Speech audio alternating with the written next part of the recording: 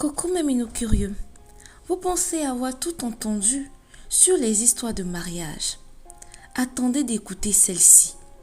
2 femmes, un seul mari et une vengeance qu'aucun homme n'oublierait. Asseyez-vous, cette histoire va vous retourner le cœur. Avant qu'on ne commence, prends juste un instant pour t'abonner et liker la vidéo. Ici, chaque semaine, je te raconte des histoires vraies, troublantes, intimes et pleines d'émotions. Alors installe-toi et laisse-toi emporter. L'amour, c'est beau quand les 2 cœurs battent ensemble. Mais quand l'un des 2 commence à battre ailleurs, il ne reste malheureusement que la vengeance.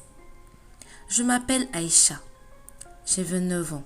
Je vis à Koumassi, en Côte d'Ivoire. J'étais mariée depuis 5 ans avec un homme qu'on appelait Yaya. Commerçant de son état, Yaya était un homme respecté, apprécié de tous. Mais derrière ses airs d'ange se cachait un démon rempli d'orgueil et de mépris. Les premières années de notre mariage étaient paisibles. Il m'appelait ma reine. Je l'attendais chaque soir avec le sourire. Je préparais son foutou banane, son poisson braisé, et j'en passe. Je croyais que notre amour était invincible. Mais un jour, j'ai vu les signes. Yaya avait changé. Il ne me regardait plus. Il ne mangeait plus. Ou soit, il mangeait sans parler. Et chaque soir, il rentrait un peu plus tard. Il était toujours branché sur son téléphone. J'ai essayé de lui demander ce qu'il n'allait pas. Mais à chaque fois que je posais la question, il s'énervait. Il rentrait dans une colère noire. C'était évident. Il y avait une autre femme. Un soir, il est rentré avec une jeune femme. Belle, élégante, peau claire, regard assuré. Il m'a dit froidement, « Aïcha, voici Fanta. C'est ma 2e femme. À partir d'aujourd'hui, vous vivrez ensemble. » J'ai cru que le monde me tombait sur la tête. Mes yeux sont restés grands ouverts. Je suis restée sans voix. Il a osé. Sous mon propre toit. Au début, j'ai voulu rester digne. J'ai même aidé Fanta à s'installer. Je lui ai montré la cuisine, la lessive, les règles de la maison. Mais Yaya passait désormais toutes ses nuits avec elle. Moi, je dormais seule, dans le froid de ma chambre, bercée par les gémissements d'à côté. Les jours sont devenus des mois, puis des années. Je me levais, préparais le repas, souriais devant les gens. Mais à l'intérieur, j'étais vide. Puis un jour, j'ai découvert qu'il avait encore une autre femme dehors, une 3e. Il voulait même l'épouser. Il ne dormait plus ni avec moi, ni avec Fanta. Il ne voulait que cette nouvelle conquête. Une nuit, Fanta est venue frapper à ma porte. Ses yeux étaient gonflés de larmes. Elle m'a dit, « Grande sœur, il ne m'a pas touchée depuis 6 mois. Je ne suis plus rien pour lui. » Je l'ai regardée et j'ai répondu, « Tu n'es pas la seule. Moi aussi, il m'a oubliée depuis 2 ans. » On a ri, un rire amer, un rire de femme blessée. C'est ce soir-là qu'on a commencé à vraiment se parler. Chaque nuit, on se retrouvait pour partager nos peines. Et un jour, Fanta s'est approchée de moi et m'a embrassée. Cela m'a surpris, mais je ne l'ai pas repoussée. Au contraire, c'était comme si je n'attendais que ça. Elle a commencé à me toucher les lolos et à me donner des baisers dans le cou. J'étais complètement mouillée. Je pris sa main pour la mettre dans mon sous-vêtement.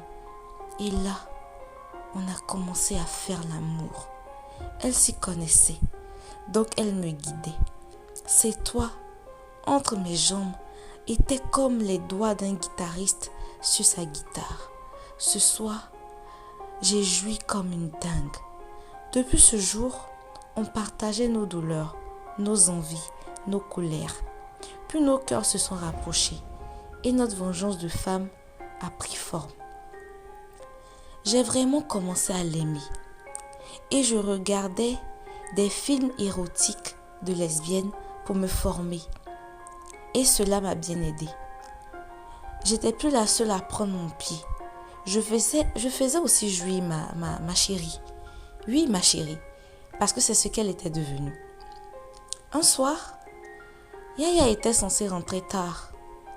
Fanta et moi avons décidé de, faire l'amour. Mais le destin a voulu qu'il rentre plus tôt. Quand il a ouvert la porte, il nous a vus, en train de faire l'amour, elle et moi, ma tête au milieu de ses jambes, au milieu des jambes de Fanta, avec au moins 4 doigts enfoncés en elle. Elle gémissait comme une folle. Il est resté pétrifié par la scène. Il a voulu lever la main, mais Fanta et moi, on s'est levés ensemble. Et ce soir-là, il a goûté à la colère des femmes. Des femmes qu'il avait méprisées. On l'a frappé. Mais je ne sais pas quel miracle. Et sans faire exprès, on a tapé sur son engin. Je veux dire sur son bangala. Depuis ce jour, il est devenu impuissant. Il ne s'est plus jamais relevé, ni en fierté, ni en virilité. Aujourd'hui, nous continuons à vivre notre amour, parce que ce n'est pas à cause de lui qu'on allait arrêter. C'est lui qui nous sert maintenant. C'est lui qui cuisine. C'est lui qui lave nos habits. Et chaque soir, il nous regarde faire l'amour.